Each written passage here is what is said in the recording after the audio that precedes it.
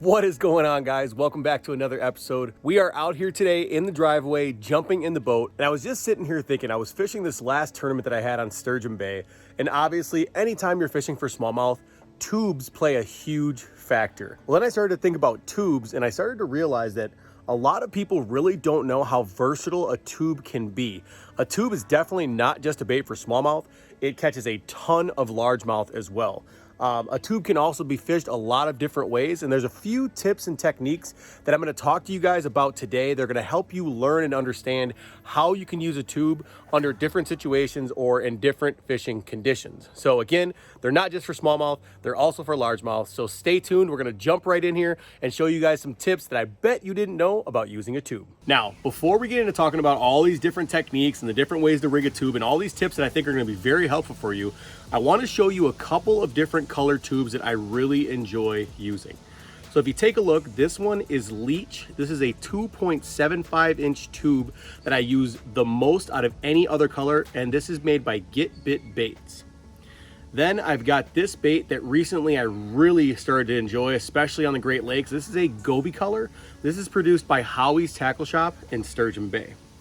And last but not least, you can see this tube is a little bit longer, but this tube is perfect for so many waters that have crayfish in it, because you can see it's got the little orange flakes in it. And those orange flakes really give off that crayfish color vibe in most bodies of water. So those three right there are my favorite colors to get started with. Each of these three tips that I'm about to tell you are generally used when the fish are in a more negative mood. However, they can certainly catch them when they're active as well. I tend to try to give tips around techniques that maybe are not used very often for fish that are finicky, because there's many days where you go out and you're fishing for fun or you're fishing a tournament and the fish just seem to shut off completely.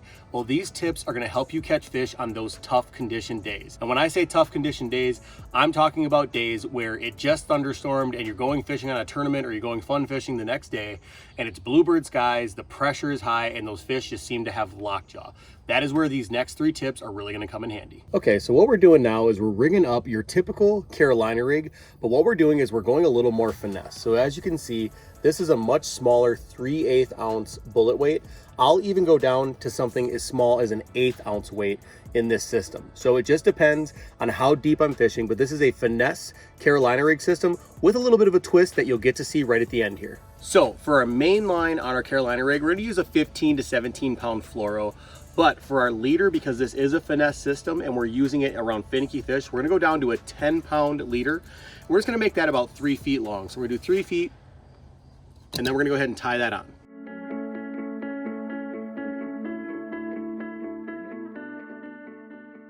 Now we're gonna go ahead and grab either a size 1 or size 2 light wire EWG hook and go ahead and get that tied on to the end of our Carolina rig.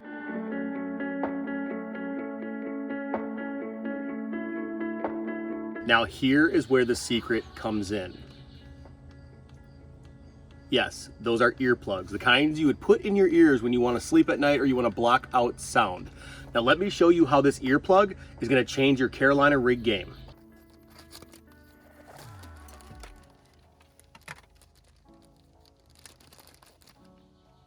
You guys can see that this earplug is very smushy, so that allows us to be able to kind of roll it between our fingers. You can get it very small. So what we're gonna do is we're gonna take our tube and we're gonna open up all those tassels to open up the center of the tube, kind of like this. Then we're gonna take this and we're gonna roll it up and we're gonna stuff it in the inside of the tube as far as we can. You might need to take like a pliers or something like that to get it all the way in, but I'm gonna show you guys exactly what this is gonna do here in just a second. So you can see we got that tube up in there for the most part. We're gonna cram it in there with the pliers just to get all the way up to the tip of the tube. So we've got that right there. We're just gonna take the end of our pliers and we're just gonna push it into the tube just a bit further until we get it all the way up to the nose of the tube. And I'll show you exactly why we're doing that here in just a second. So this is a little bit of a translucent bait. You can actually see that I've got it way up in the head. Actually, the head is kind of starting to deform a little bit. But once that tube kind of blows up again, it's gonna take a normal shape.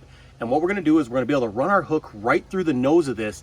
It's gonna keep this bait on for longer, but the most beautiful principle about using this is it's gonna cause this bait on the Carolina rig to float up behind the Carolina rig. And as this bait is floating and you're bumping, this bait is kind of just doing its little dance, and all of a sudden fish are gonna come up and they chew on it big time. It's one of the best Carolina rigs you can use when the fish are tough. One thing you'll also notice when you cram that all the way up into the tip of the tube is it kind of makes the head of the tube bulge a little bit. What that does is it almost gives it more of a goby profile because the gobies have those spade-shaped heads. So we're gonna take our hook, we're gonna pass it through, it's gonna meet that resistance because you're gonna hit that earplug, you're gonna push it through the earplug, and you're gonna rig it up just like this. Now what you see is that gives it a nice stiff setting on that hook. It's not gonna slide around, it's not gonna move a ton. And so when you're Carolina rigging, that thing is back here just wobbling and weebling everywhere, but it's gonna be up about 2 feet off bottom depending on how fast you're pulling that rig. So guys, if you have never thought about trying an earplug, definitely go ahead, get an earplug, put it up inside of your tube, rig it up on a finesse Carolina rig. It's gonna get you a lot more bites, both from smallmouth and largemouth. Now guys, when it comes to the setup for that finesse Carolina rig, I use a Serpent 610 medium. Now typically when you're Carolina rig, you're using like a 7'6" heavy for those big heavy weights, but in this finesse situation, this 610 Serpent is gonna be perfect. It's gonna allow you to cast far, enough backbone for a hook set, and you're gonna have the feel to feel that weight bumping along the bottom.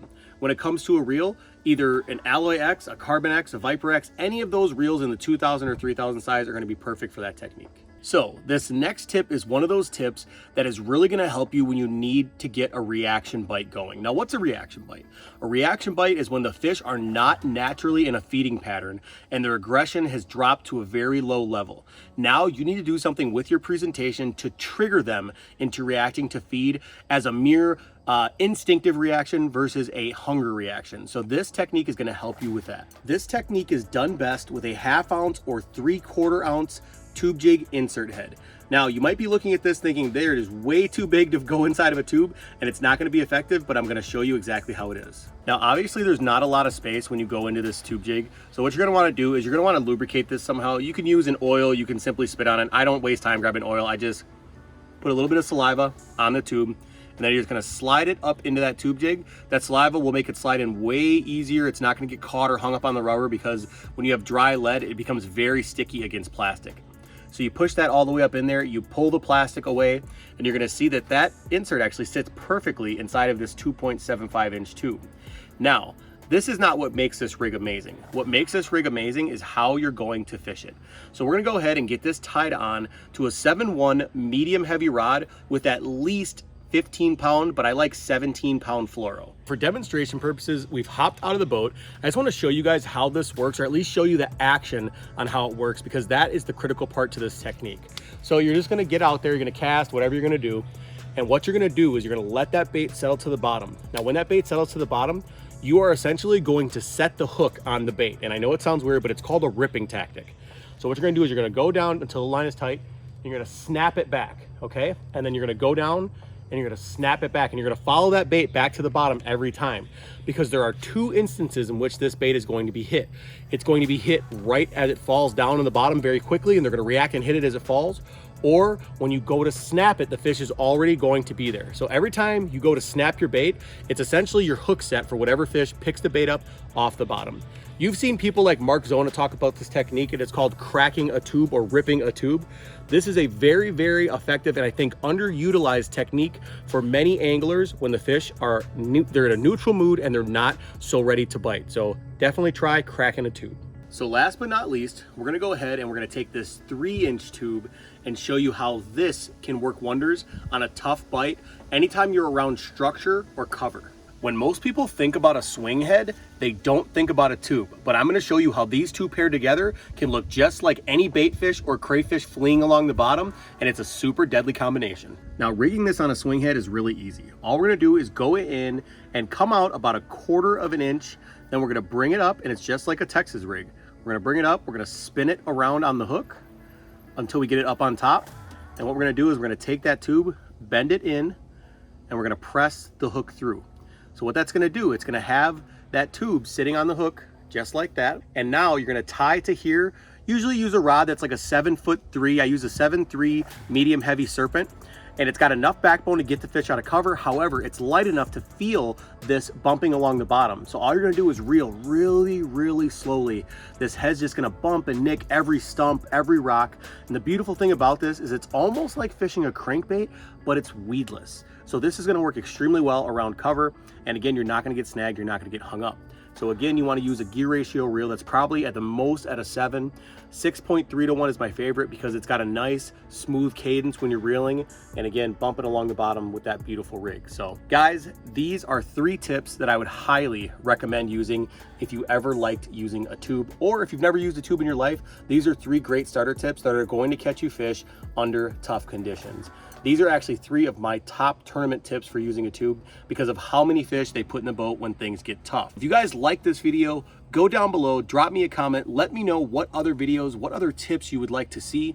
Also, if you haven't already, hit that subscribe button and also hit that notification bell. The notification bell is important because it allows you to be one of the first people here every time we drop a video, whether it's tournaments, tips, or a giveaway. So again, thank you guys for watching, and we will see you on the next one.